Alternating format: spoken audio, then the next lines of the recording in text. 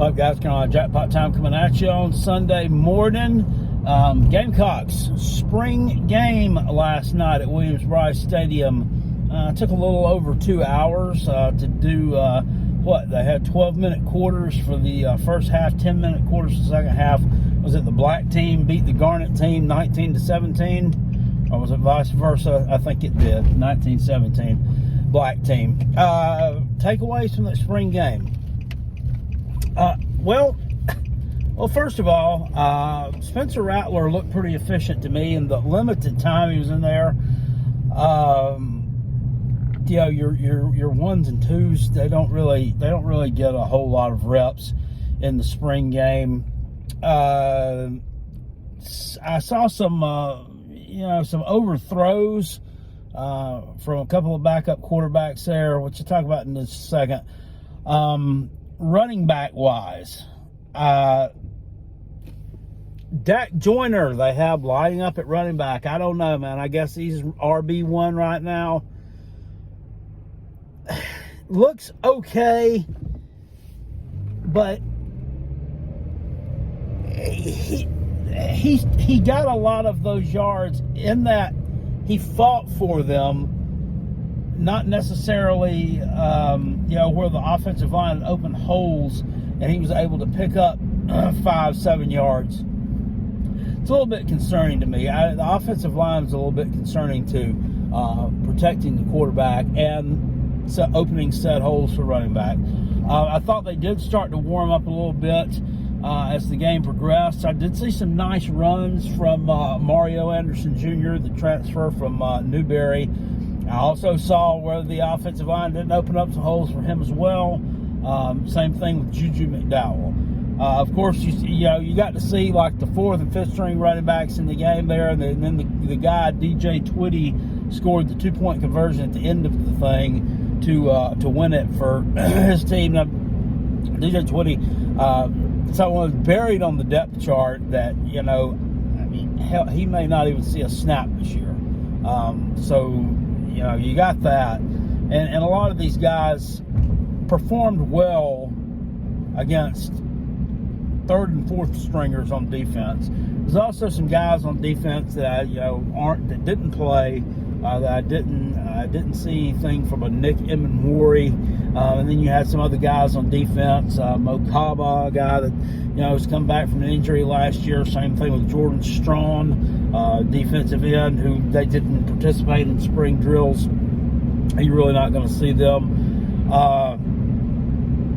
Defensively, though, your pass rush looked better, I guess. Looked better stopping the run. But then again, is that from your offensive line being ineffective?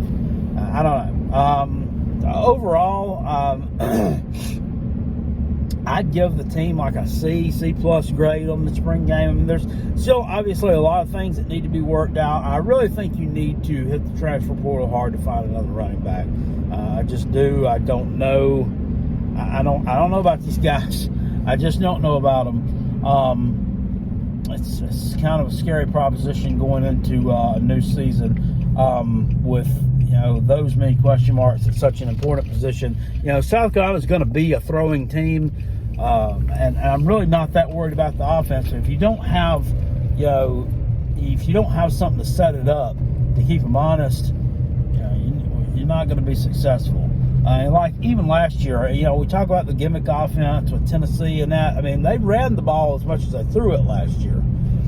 They set it up with the runs. We've got to be able to establish that and be effective running the ball. So I still got some work to do over there on that side. Another story that unfolded last night, and we've heard about this all during after he got on campus and then all during spring drills, is the play of this backup quarterback, this true freshman, this kid who should still be in high school right now, is technically still a high school student age-wise, Lenora Sellers from Florence, South Carolina. My gosh, I mean, this kid, and don't look the part. Don't look the part. I mean, the guy's got the Steve Urkel glasses going on, man. and he just got out there and just straight balled out. This one play in particular that I saw from him, he took an errant snap that bounced up, and not doubt this thing, it did bounce right up to where he could grab it, but still, it bounced right up. He grabs it with one hand, throws a pass across his body, and damn near completes it, which it would have gotten at least back to the line of scrimmage.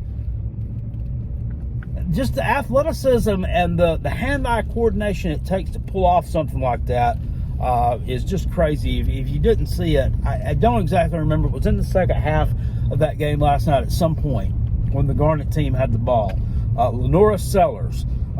This guy is going to be a problem for some people. And in 2024, I think this could definitely be Lenora Sellers' team if things don't go haywire. A huge get for the Gamecocks. Was committed to Syracuse and then ended up flipping his commitment. We got him. I'm glad that we did. Kind of, I don't want to say a diamond in the rough type player, but this guy, from what I understand, he wasn't even starting on his high school team at the beginning of the 2022 season. Unreal, man. Absolutely unreal. Luke Doty at the second string quarterback. Of course, he's been a starter at points through time at Carolina. He's had a rough career.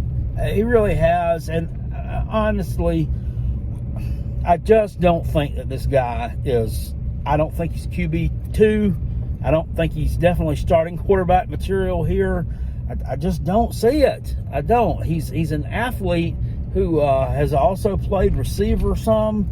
Maybe that's where it needs to go back to, because Dak Joyner, if they're going to put him in the quarterback room, why not put this guy back in the wide receiver room? It just ain't it. I mean, he steps up in the pocket. He's just got this herky-jerky throwing motion that just delays everything, and he just doesn't look polished to me. And I'm sorry, I don't like to say that about players, especially someone who's passionate. I mean, this guy has been around the program. He's been around since the beginning of 2020. That's when he enrolled.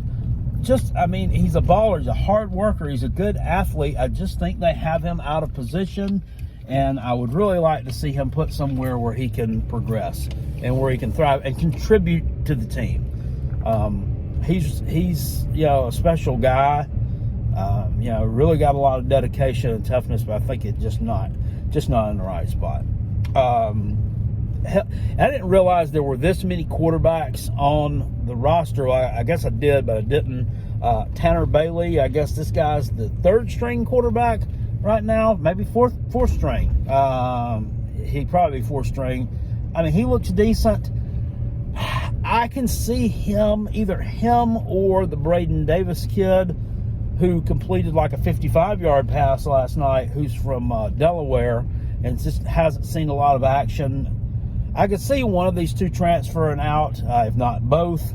I could see it would make sense to me if Luke Doty I don't think Luke Doty's going to transfer, but would it not make all the sense in the world if Grayson McCall at Coastal Carolina, he was going to enter the transfer portal earlier and wasn't able to because he wanted to graduate, from what I understand, and he had to stay at Coastal to finish up something, but he wanted to transfer to Auburn.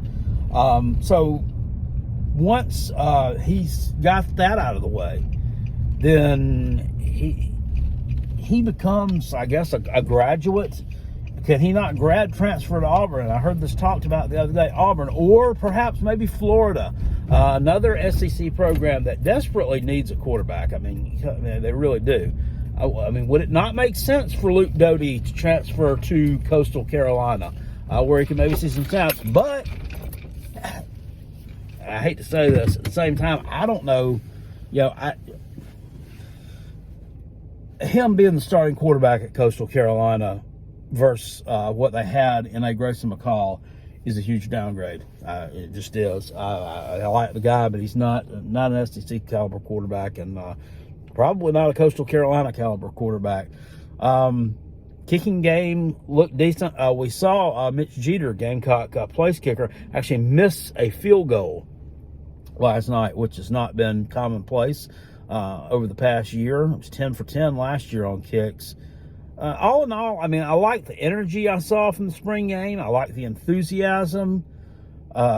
Still got some stuff they got to clean up. I didn't see a lot of blown assignments. I just saw, offensive line that still got some work to do. Still got some work to do. But overall, I would say solid C+ performance from the team last night. And Lenora Sellers is going to be something special. That's about all I got to say about it, guys. Make sure you hit the thumbs up on this video. Please, if you enjoy it, share these videos out to someone, whether it be on Twitter, on Instagram, whatnot.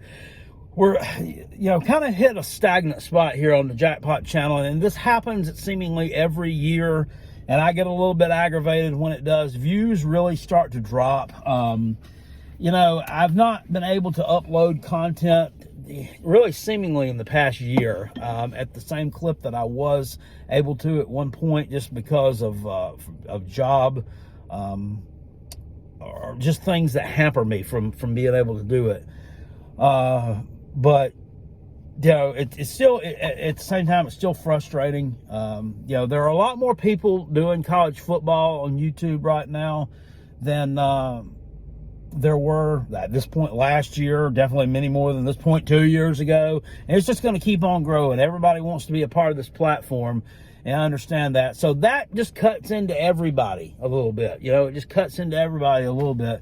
But it's important to share these out, because I was looking at the analytics on the video I posted yesterday. Less than 500 views so far, which is disappointing.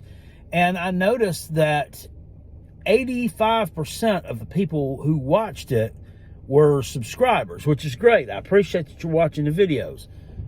At the same time, I had a video I had up a couple of weeks ago about Cade Klubnik talking about the Clemson offense mimicking the Tennessee one, which was like 1,500 hits or so, which is still below average, but it was better than 400. It was 50-50. 50% of the people who watched it were not subscribers to the channel. You got to get the people that aren't subscribers to watching too, and the way that happens is when the videos get pushed out. They get pushed out. They get kind of attached to other videos that are uploaded, and like when people are watching things and they just forget to hit stop after a video and another video starts playing, then it would be the Carolina Jackpot video, perhaps, if it was attached to it, and that's how you get some visibility on those as well. But just really, and I just feel like hitting the thumbs up button, maybe leaving a comment helps with that. As you know, I'm probably one of the few YouTubers out there who I read every comment that I get.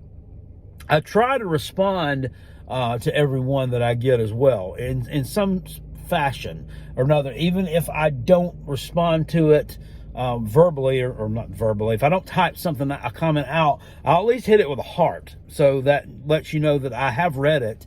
And I appreciate what you had to say there, whether it's something agreeing with what I said or whether you're disagreeing with what I said. Either way, I always react to it in some form or fashion, unless I think that it's something just absolutely dumb or out of left field, and it gives me like a what the fuck moment, and I won't heart that, or you'll know that I didn't see it. And sometimes I don't even see all the comments that are left. That for some reason they don't all get pushed out there where you can see them. So unfortunately that happens as well. But I'm one of the few that actually does that. So, pat yourself on the back for that one, buddy. Anyway, I appreciate it, guys. I will see you later on. Oh, really, and also, too, if you leave a really dumb comment that maybe kind of pisses me off a little bit, I may even pin it. So I also use that feature as well, so everyone can revel in your stupidity as well. I'll see you guys later on. Appreciate it. Peace, and I'm out of here. If you hit me up on the Gamecock over here. I'm hanging out on YouTube. You can find me at Hall_Kale on Twitter and at Carolina Jackpot over on TikTok. Don't stop. I'll see you guys later. Appreciate it. Peace. I'm out of here. Go Gamecocks. Was it something driving around with a Georgia tag on? Woo!